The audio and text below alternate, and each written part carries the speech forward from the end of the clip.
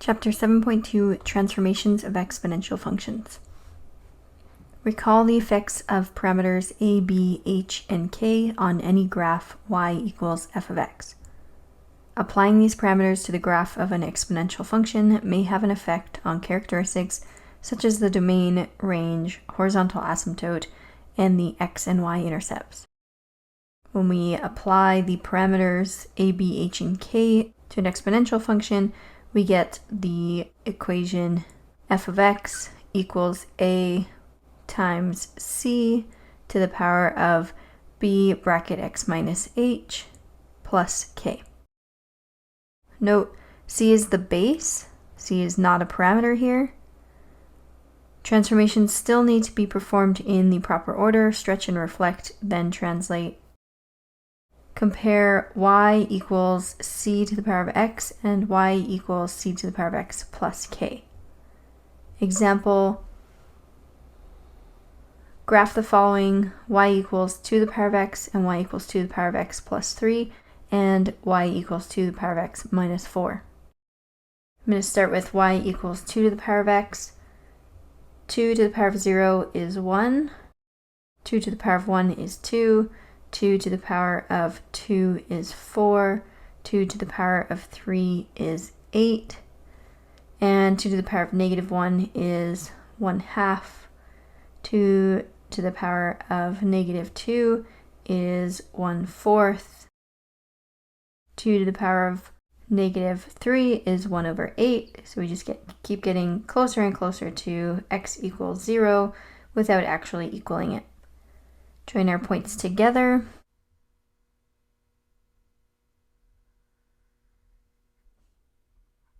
And there is y equals 2 to the power of x.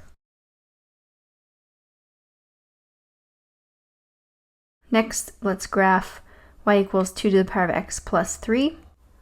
This is a k value of 3. So that means shift up 3 units.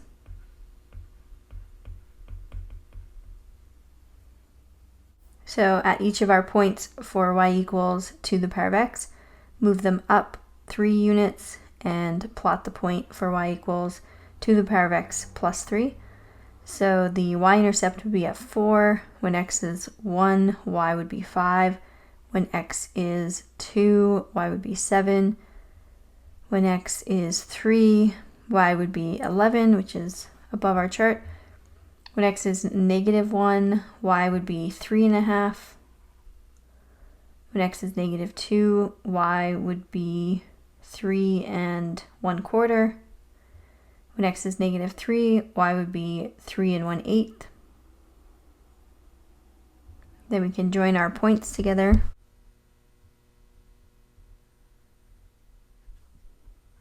That's our equation y equals 2 to the power of x plus 3. So notice that our horizontal asymptote is now at y equals 3 because it also got moved up 3 units.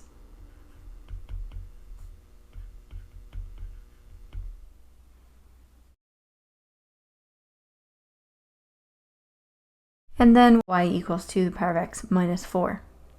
Again, this is a k value of negative 4. So that means we shift down 4 units. So start with y equals 2 to the power of x, shift every point down 4 units to get y equals 2 to the power of x minus 4. The y-intercept would then be at negative 3. When x is 1, y is negative 2. When x is 2, y is 0. When x is 3, y is 4. When x is negative 1, y is negative 3.5. When x is negative 2, y is negative 3 3/4. When x is negative 3, y is negative 3 7/8. So our horizontal asymptote has been shifted down from y equals 0 to y equals negative 4.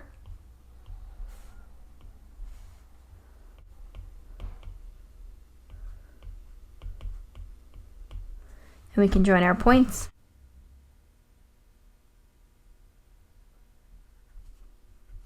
That's the graph of y equals 2 to the power of x minus 4.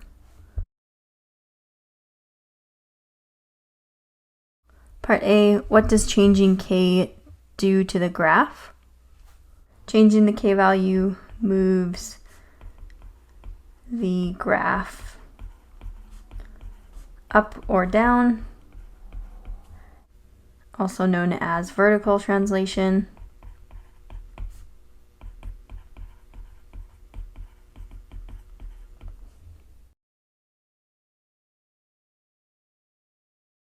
Part B, what is affected by k?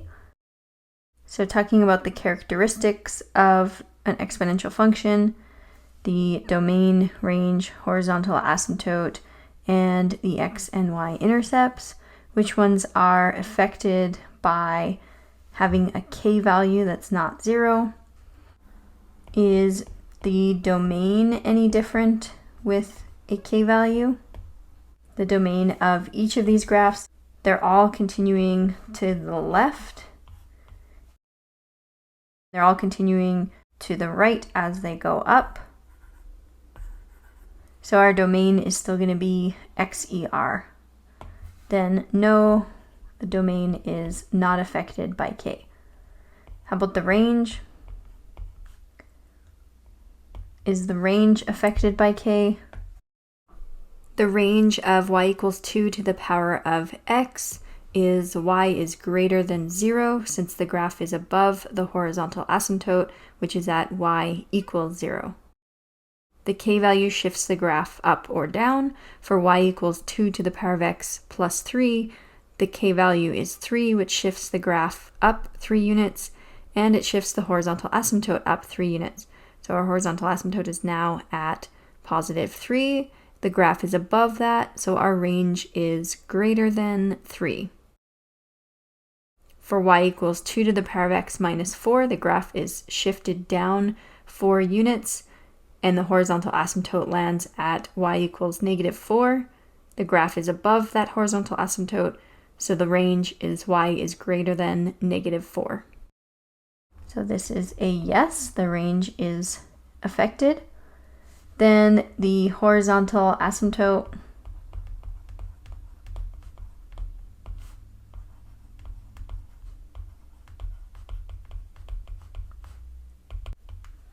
we just said while we were talking about range that our horizontal asymptotes do change. We go from y equals 0 to y equals 3 for a k value of 3, or to y equals negative 4 for a k value of negative 4. So yes, our horizontal asymptote is affected by the k value. Our y-intercept for a base exponential function, we have a y-intercept of 1. When we have a k value of 3, that moves our y-intercept up 3 units. K value of negative 4 moves it down 4 units. So yes, the y value is affected by k. And finally, the x-intercept or intercepts. For the base exponential function, we don't have any x-intercepts because our horizontal asymptote is the x-axis. But if k is negative, then our horizontal asymptote is below the x-axis, and if our graph is positive, then we have an x-intercept. So yes, the x-intercept is affected by the k value.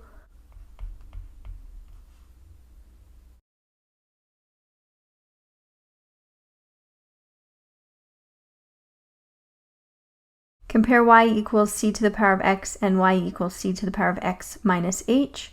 Example, graph the following: y equals 2 to the power of x, y equals 2 to the power of x plus 1, and y equals 2 to the power of x minus 3. So let's start by graphing y equals 2 to the power of x. When x is 0, y is 1. When x is 1, y is 2. When x is 2, y is 4. When x is negative 1, y is 1/2, and when x is negative 2, y is 1/4. When x is negative 3, y is 1/8. our horizontal asymptote is the x-axis.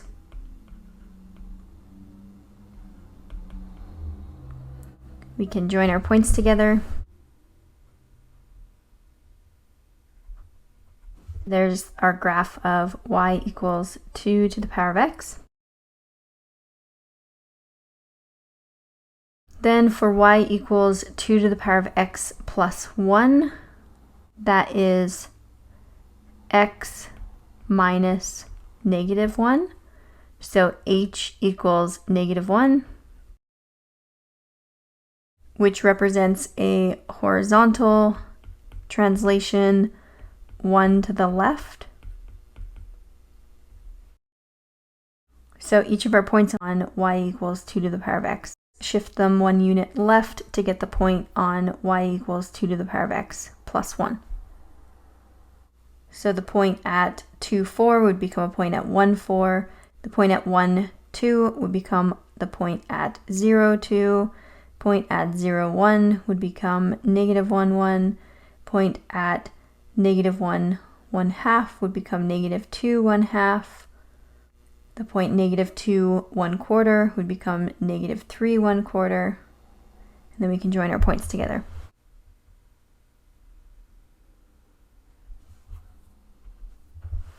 There's our y equals 2 to the power of x plus 1.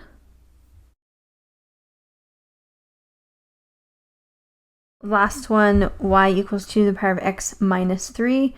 That gives us an h value of +3. So that means we horizontally translate 3 to the right. So take each point on y equals 2 to the power of x and translate it 3 units right.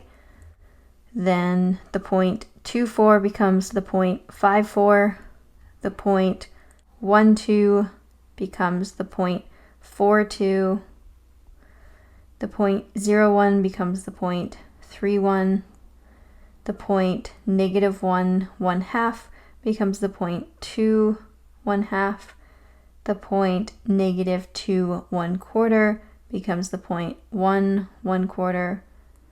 And the point -3, 1/8 becomes 0, 1/8. Join those points together. There's the graph of y equals 2 to the power of x minus 3.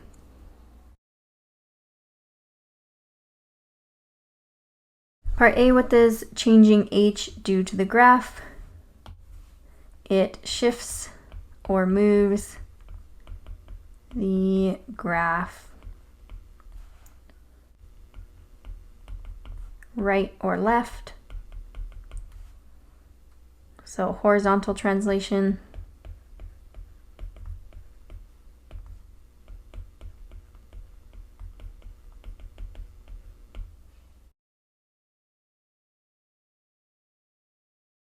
Part B, what is affected by h? So looking at the domain, range, horizontal asymptote, y-intercept, and x-intercept. Our domain for all of these, we're continuing left forever on all of them, and we're continuing to go to the right as we go up for all of them. So our domain is still XER. Range, our horizontal asymptotes are all at y equals 0, so our range is greater than or equal to 0 for all 3 graphs. Our horizontal asymptote, I just said, is the same for all 3. Our y-intercept on y equals 2 to the power of x is 1, but on the other ones we have 2, and then this one we have 1/8. So that is different. And our x-intercepts, again, we have no x-intercept because we have a horizontal asymptote of y equals 0. So the only thing that gets affected by the h value in terms of characteristics of exponential graphs is the y-intercept.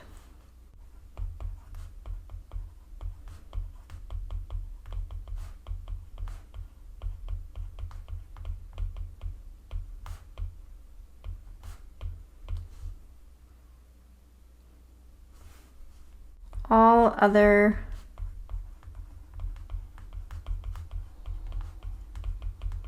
characteristics of y equals c to the power of x minus h are the same as y equals c to the power of x.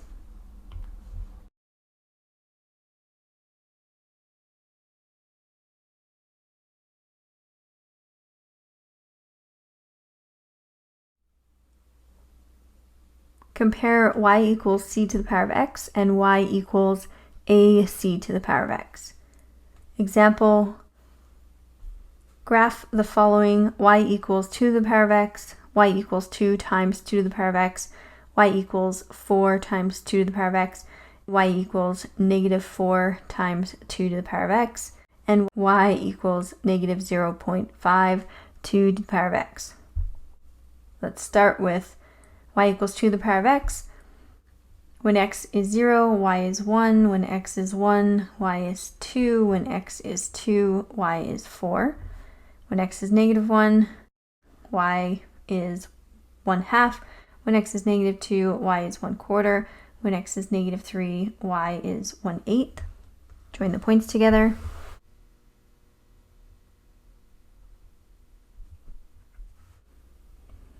Y equals 2 to the power of x. Then y equals 2 times 2 to the power of x. Recall with mapping notation, a point x, y on the graph of the original function is mapped to the point x, a times y on the graph of a function that has an a value as the transformation. So we're going to multiply the y value of each of our points by 2 for the next graph, since a is 2. 4 times 2 is 8. That's off my graph, can't graph that. 2 times 2 is 4, so we get a point at 1, 4. 1 times 2 is 2, so we get a y-intercept of 2. 1/2 times 2 is 1. 1/4 times 2 is 1/2. And 1/8 times 2 is 1/4. Join the points together.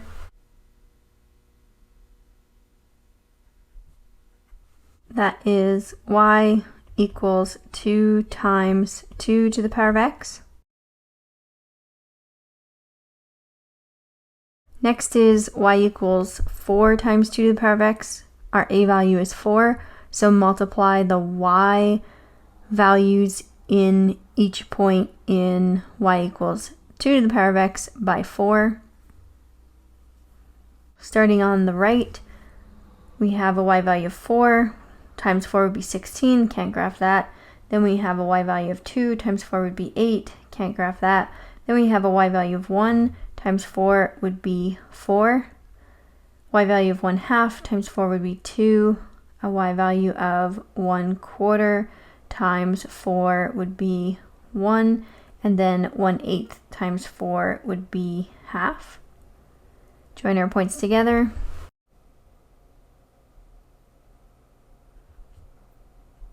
Which is the graph of y equals 4 times 2 to the power of x. Next is y equals negative 4 times 2 to the power of x. So multiply the y values in the points of y equals 2 to the power of x by the a value, which here is negative 4. Remember, if we have a negative a value, that represents a reflection across the x-axis. So this should actually be the same as this function, just reflected across the x-axis, so reflected down. So I can reflect this one down, or I can multiply the y values of the points from this one by negative 4. Either one will get me the same thing. I'll do a bit of both. So here I have this point is at 0, 4. If I reflect it down, it would be at 0, negative 4. The next point is at negative 1, 2. If I reflect that across the x-axis, I would be at negative 1, negative 2. Then I'll try a couple points where I multiply by -1/4. So here I have x is -2, y is 1/4. If I multiply that by -4, I get -1, so that's going to go here.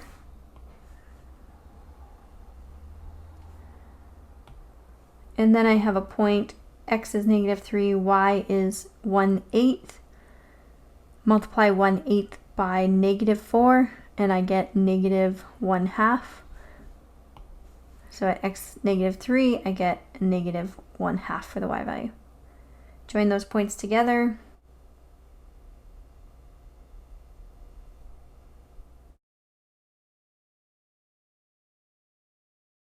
Last one, y equals -0.5 times 2 to the power of x. So a is -0.5. Then using mapping notation, I can take the y values from the points on y equals 2 to the power of x and multiply them by -0.5. So again, we have a reflection across the x-axis, so we know it's going to be down here. If I start with this point, which is at x equals 2, y equals 4, multiply that by -0.5. 0.5 is a half, so multiply that by -1/2, then I would get -2. So when x equals 2, y equals -2. When x equals 1, we have that y equals 2, multiply that by -1/2, and we would get -1. When x is 0, y is 1, multiply that by -1/2, and we would get -1/2. When x is -1, y is 1/2. Multiply that by -1/2, and we get -1/4. And when x is -2, y is 1/4. Multiply that by -1/2, and we get -1/8. Join our points together.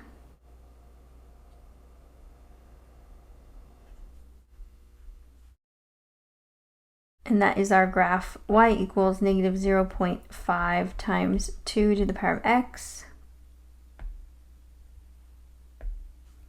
And this one was y equals -4 times 2 to the power of x.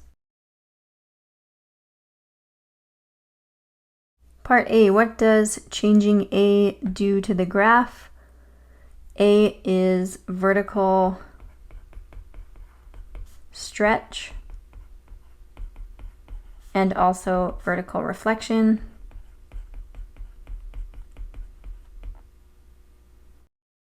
For these two, when A was positive and greater than 1, we saw the growth was faster.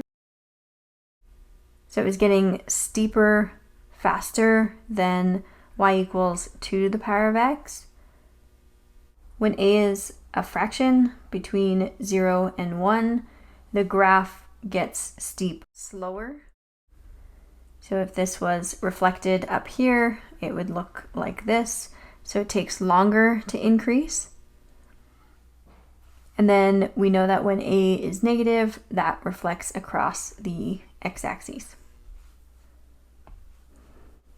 So if the absolute value of A is greater than 1, the graph gets steeper faster, which in terms of word problems, we can say that that's a faster growth. And if the absolute value of A is between 0 and 1, then the graph gets steep slower compared to y equals c to the power of x. And if A is less than 0, the graph is reflected across the x-axis.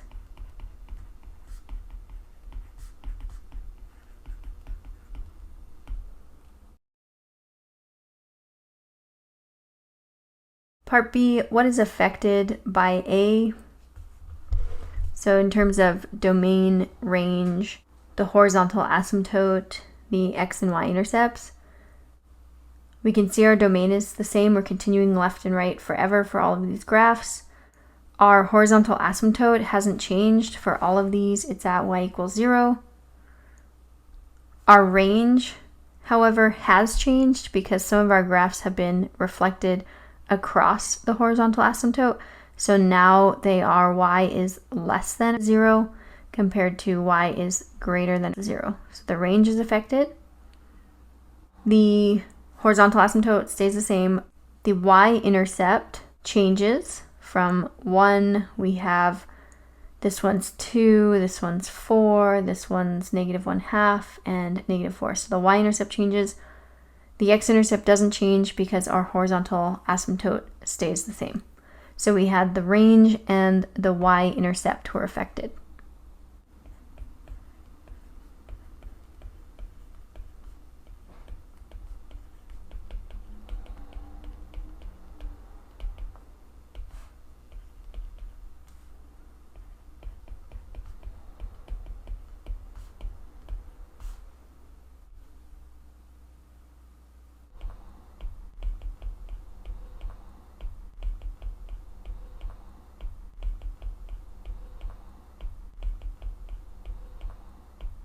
All of the characteristics of y equals a times c to the power of x are the same as y equals c to the power of x.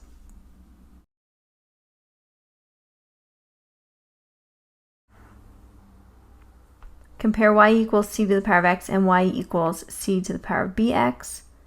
Example, graph the following: y equals 2 to the power of x, y equals 2 to the power of 2x, y equals 2 to the power of 5x, and y equals 2 to the power of -0.6x.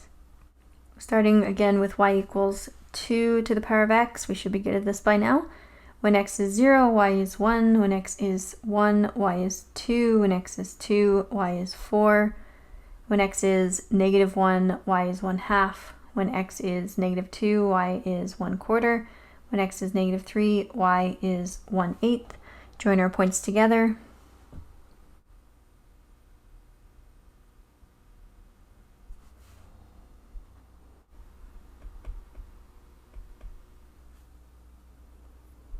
Then y equals 2 to the power of 2x.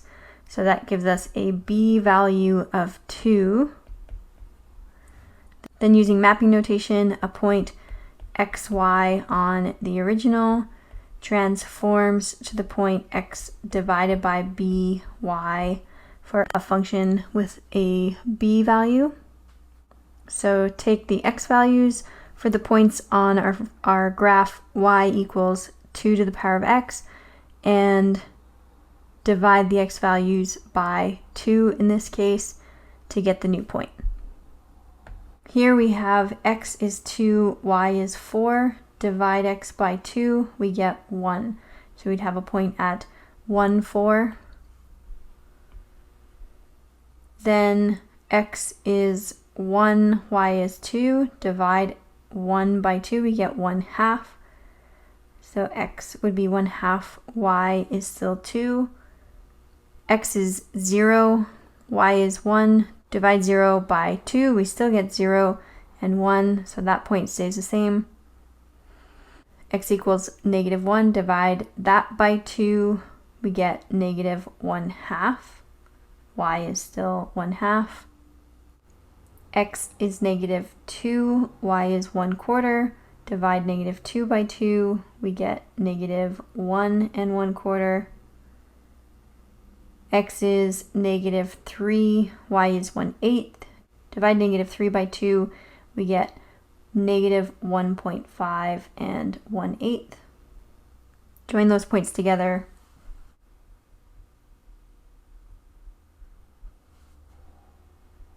There's our graph of y equals 2 to the power of 2x. Next is y equals 2 to the power of 5x, so now b equals 5. Then divide the x values of y equals 2 to the power of x by 5 to get the points on y equals 2 to the power of 5x. I'm going to need my calculator for this.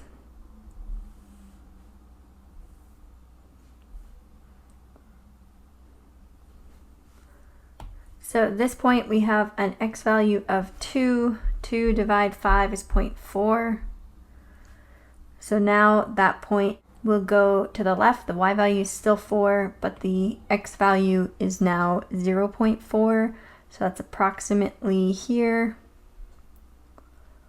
Then we have an x value of 1, y value of 2. So y is going to stay 2, but 1 divided 5 is 0.2. Which gives us a point just to the right of the y-axis at y equals 2.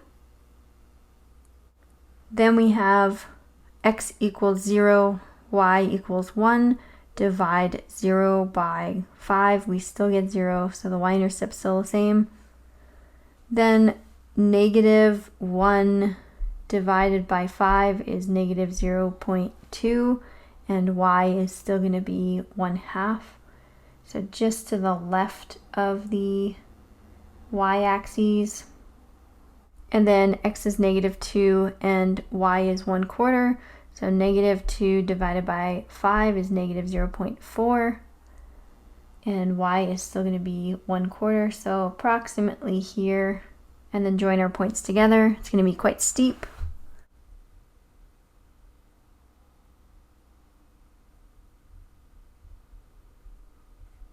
That is y equals 2 to the power of 5x. And then y equals 2 to the power of negative 0.6x. So here b equals negative 0.6. The negative for b is a reflection across the y-axis.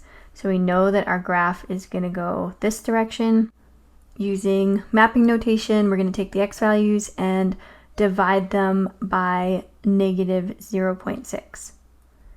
First one is x equals 2.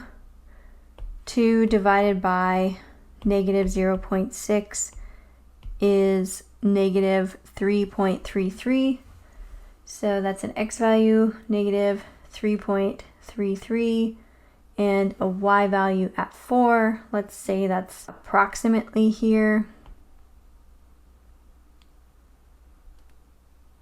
Then x equals 1. 1 divided by negative 0.6 gives us negative 1.66. So negative 1 2/3. Negative 1 2/3 is about here, and y value is still going to be 2. So about there.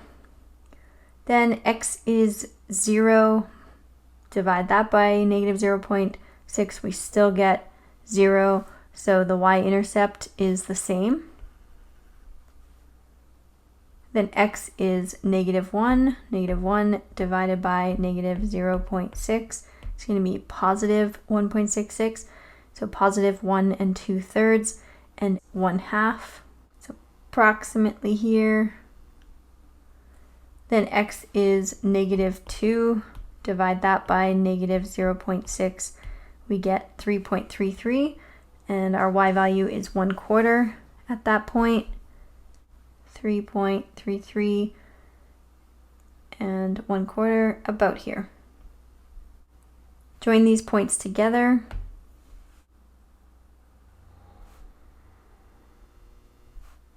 Is our graph y equals 2 to the power of negative 0.6x.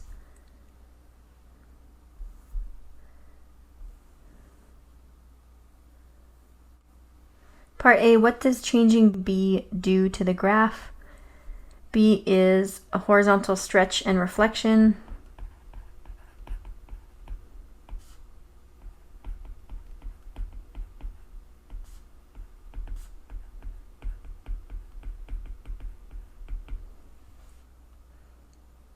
We saw with these two, when the absolute value of B is greater than 1, the graph gets steeper faster.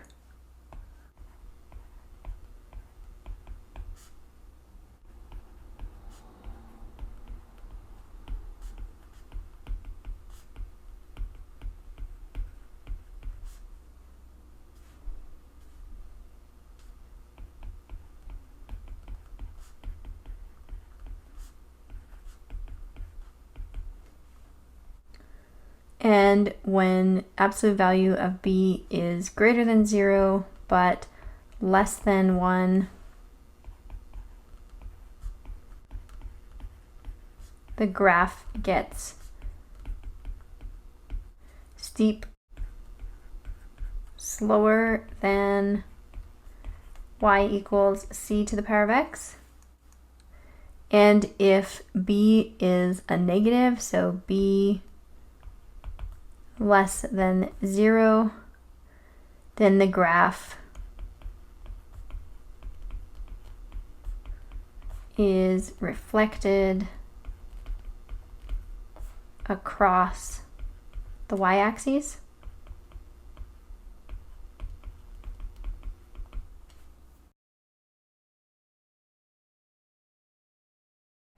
Part B, what is affected by the parameter B? Thinking about domain, range, horizontal asymptote, x and y intercepts.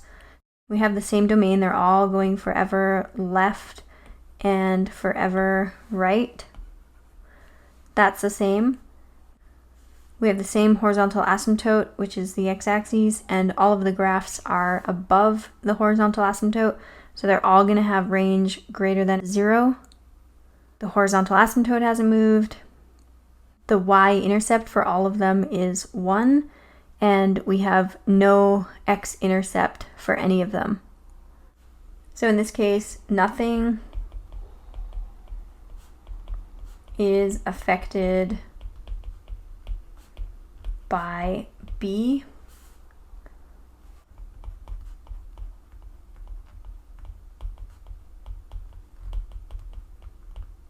All characteristics of y equals c to the power of bx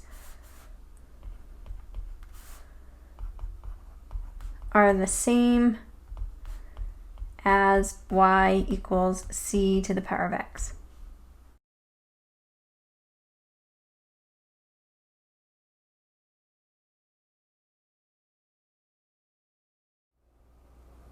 Here's a summary of the past 2 pages. For the function y equals c to the power of x plus k, that is a vertical translation up or down of the function y equals c to the power of x. Mapping notation gives us a point xy on the function y equals c to the power of x becomes x y plus k on the function y equals c to the power of x plus k. And some examples of how it affects the graph and its horizontal asymptote are shifted up or down depending on the k value, which also affects the y-intercept, the range, and the x-intercept of the function. Y equals c to the power of x minus h. That's a horizontal translation left or right of the function y equals c to the power of x. Mapping notation, a point xy on y equals c to the power of x is transformed to the point x plus h, y on the function y equals c to the power of x minus h. And some examples of graphs. The horizontal asymptote stays the same.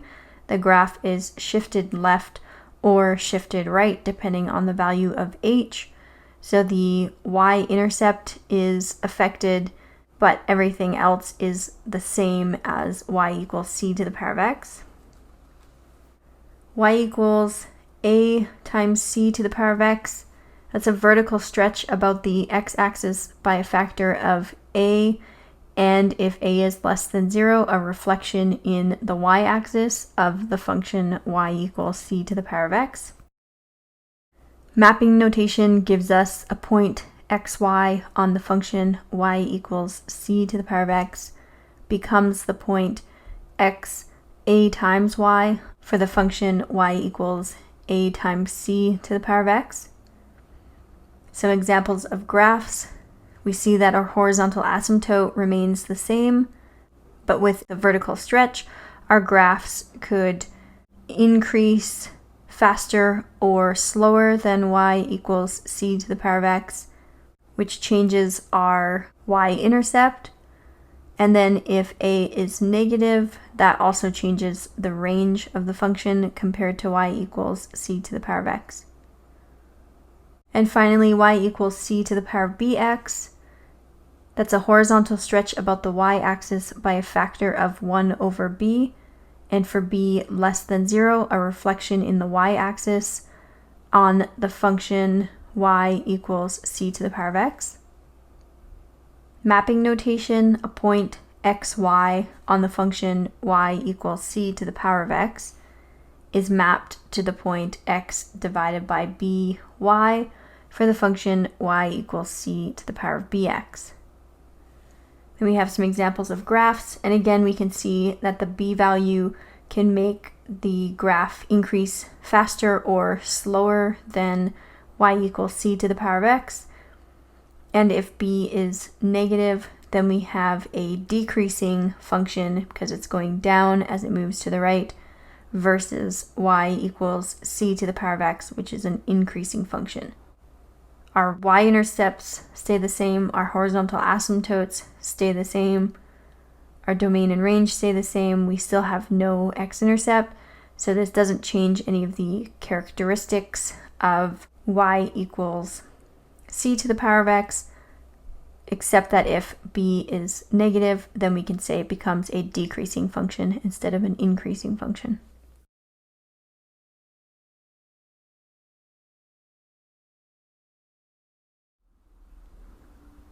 Consider the function described by g of x equals 3 to the power of x plus 2 minus 3. A, what is the base function f of x in the form of y equals c to the power of x, which was transformed to get g of x? Our c value is 3, so the base function would have been y equals 3 to the power of x.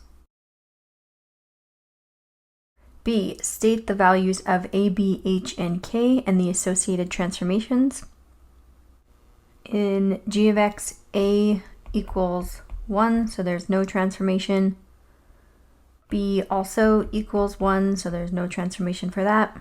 Then we have h equals negative 2, x minus negative 2 is x plus 2. So the transformation is a shift left 2 units. And then we have k equals negative 3, which is a shift down 3 units.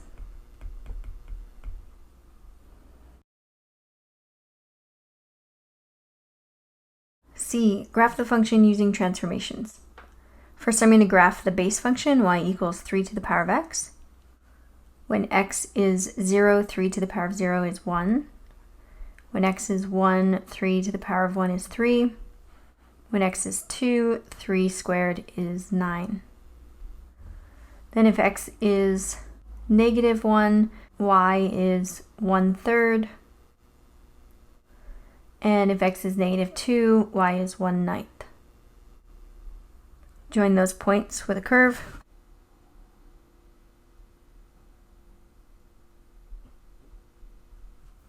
And that is y equals 3 to the power of x.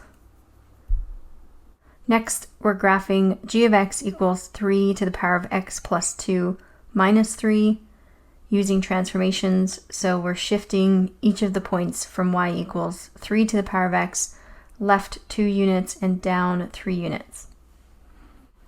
Then the point 2, 9 is shifted 2 units left and down 3 units to become the point 0.06.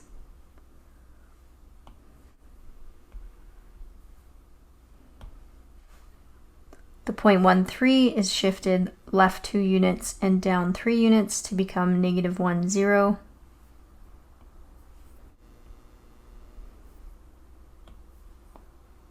The y-intercept is shifted left 2 units and down 3 units to become -2, -2.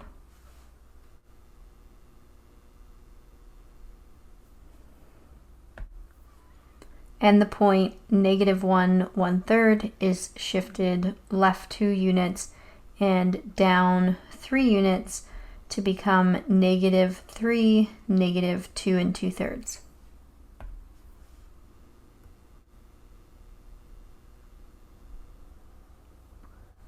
And our horizontal asymptote, which is at y equals 0, will get shifted down 3 units, so it will be at y equals -3.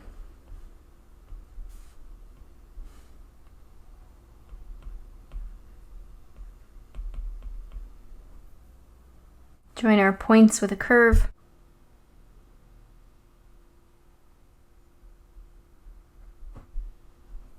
And that is our graph of g of x equals 3 to the power of x plus 2 minus 3.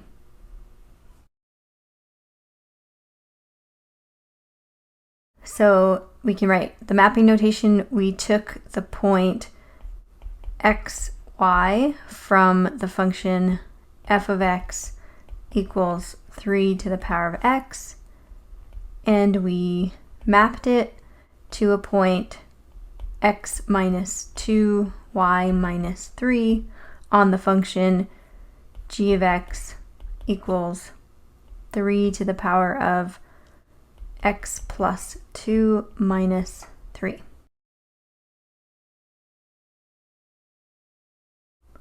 Part D, state the domain, range, intercepts, and any asymptotes.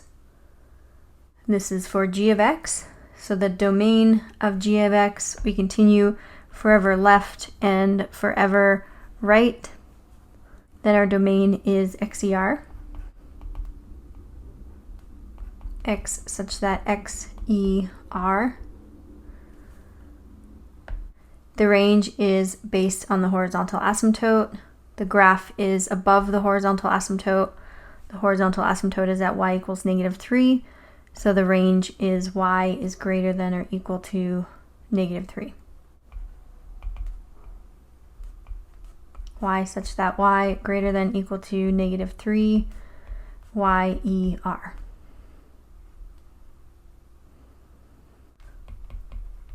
The y-intercept of g of x is at y equals 6, so the point 0.6, and the x-intercept of g of x is at x equals -1, so -1, 0, and then our horizontal asymptote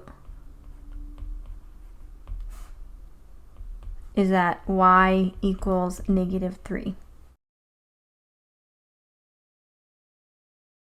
Editing Corey here again. This range, y is greater than or equal to -3. That should just be y is greater than -3 because our horizontal asymptote is at -3, so we will not have values that equal to -3. So erase the equals, and now we just have y is greater than -3.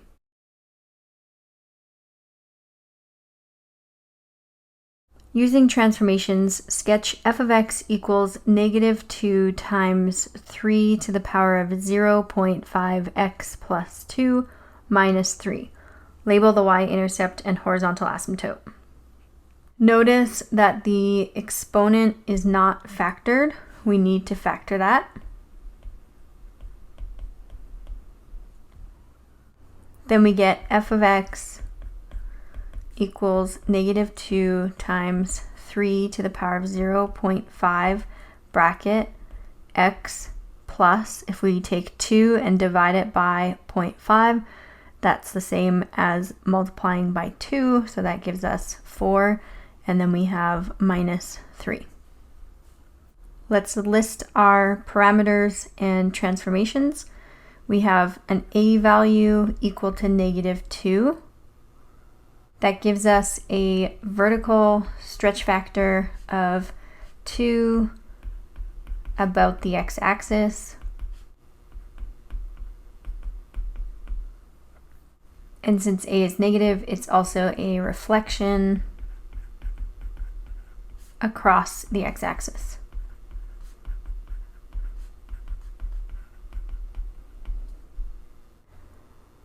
The b value is 0.5 or 1/2. That gives us a horizontal stretch factor of the reciprocal of b, which is 2 about the y-axis.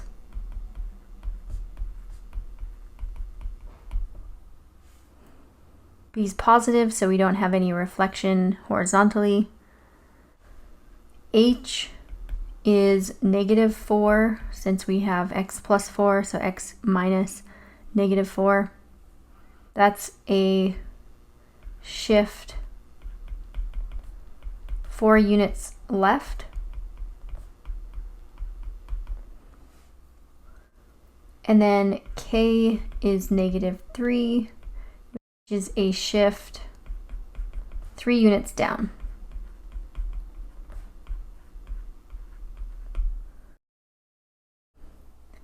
A point x, y on the base function, y equals 3 to the power of x, would map to the x value would be multiplied by the horizontal stretch factor or divided by b. So 2x and then subtract 4 for the h value. Then the y is multiplied by a, which is -2, -2y, and then subtract 3 for the k value. Key points on the base function y equals 3 to the power of x. We can get that from the question above. We had some key points were when x is 0, y is 1. When x is 1, y is 3. And when x is 2, y is 9. Starting with the point 0, 1, that would become 2 times 0 minus 4, -2 times 1 minus 3, which gives us the point -4, and then -2 minus 3 is -5. So -4, -5. Then mapping the point 1, 3 from y equals 3 to the power of x, we get 2 times 1 minus 4 and -2 times 3 minus 3. That gives us the point -2 and -9. Plot that point. -2, -9, and then the point 2, 9 gives us 2 times 2 minus 4, comma, -2 times 9 minus 3, which is the point 2 times 2 is 4 minus 4 is 0, and then -2 times 9 is -18, minus 3 is -21. So 0, -21. Let's figure out where our horizontal asymptote is. The horizontal asymptote is only affected by the k value. The k is -3, so the horizontal asymptote has been shifted down 3, which means that it's at y equals -3.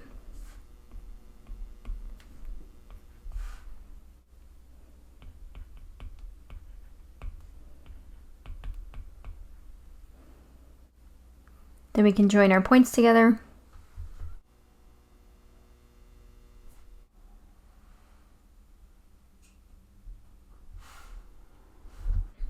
And there's our graph of f of x equals -2 times 3 to the power of 0.5 x plus 2 minus 3.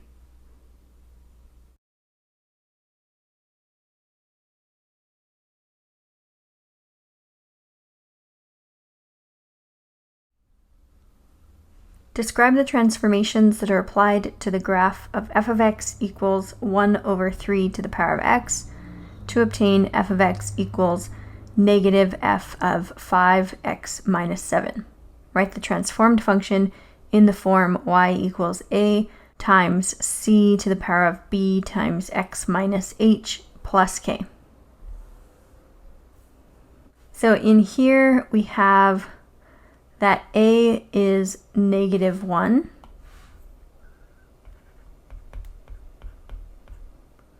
which gives us a reflection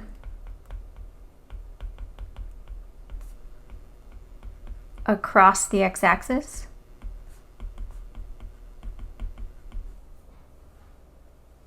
Then we have a b value of 5, which results in a horizontal stretch factor of 1/5 about the y-axis.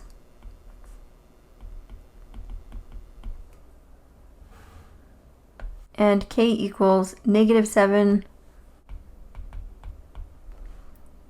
which is a shift down 7 units. Then we can apply this information to our function f of x, and we get y equals a, which is -1, or just a negative in this case, our c value, which is 1/3 from f of x, to the power of b, which is 5, and then we would have bracket x minus h, but in this case we don't have an h value, so just 5x, and then we have minus 7.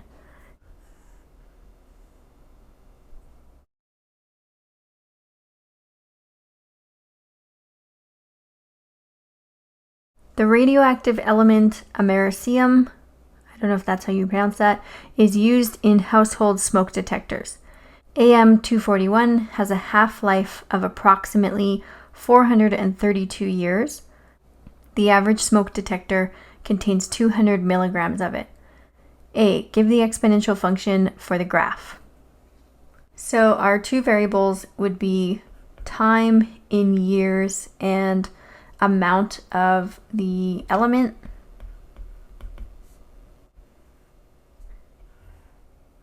We're starting at 0 years and we have 200 milligrams to begin with. The half-life is 432 years, so at t equal to 432, we would have half the amount we started with, which would be 100. Then in another 432 years, which would be year 864, we would have half of the amount we had at year 432. So now we would have 50 milligrams. We can get our c value from this. We see that time is increasing by 432.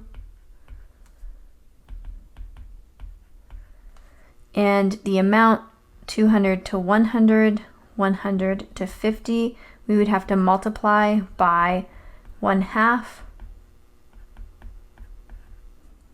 So this tells us that the c value is 1/2, which makes sense because we're talking about the half-life of the element.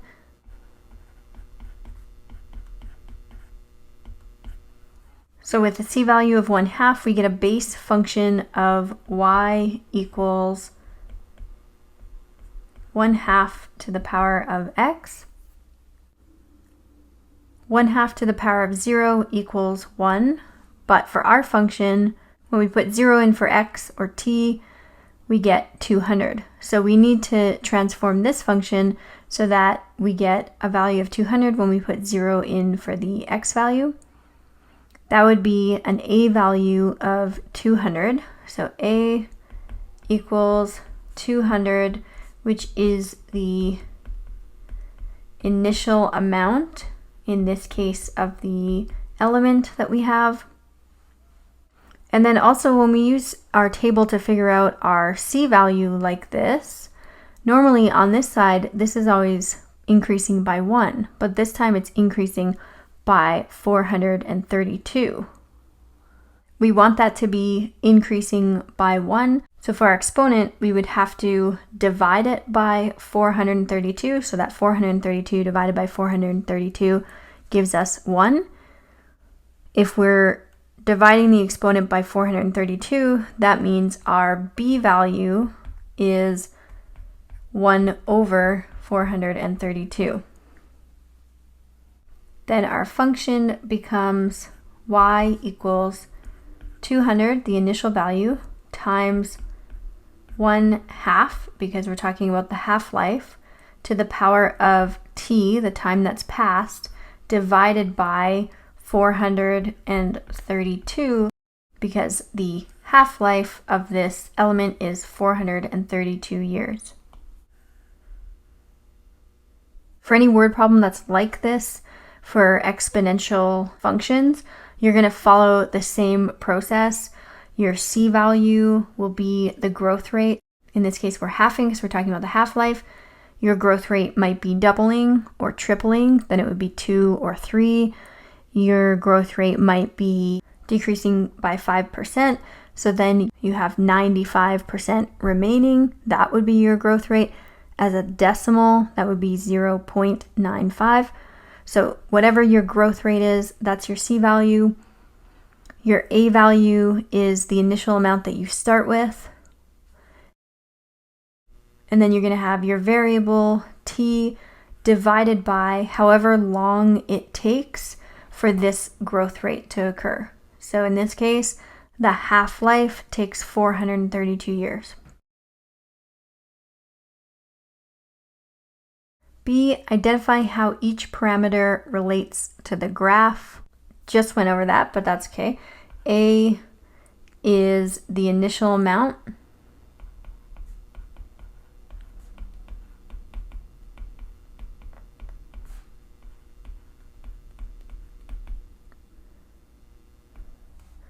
C, which is not one of our transformation parameters, but the base number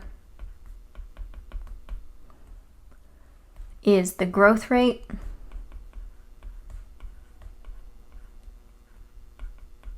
Growth or decay rate, we can say. So since we are talking about the half-life in this example, that would be our decay rate. Some examples: 1/2 for halving or half-life.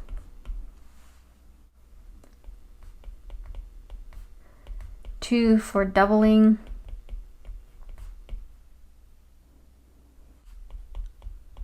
Three for tripling, etc. Then x is not one of our transformation parameters, but x, the variable,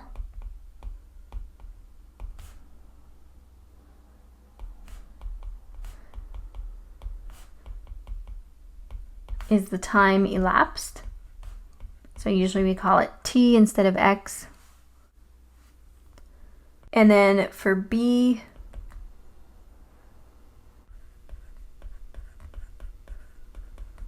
the reciprocal of b is the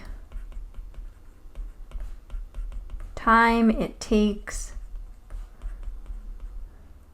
for c, the base, to occur. For example,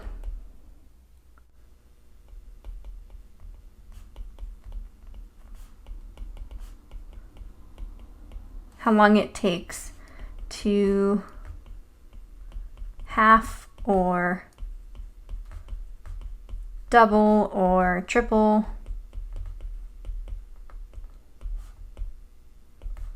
etc.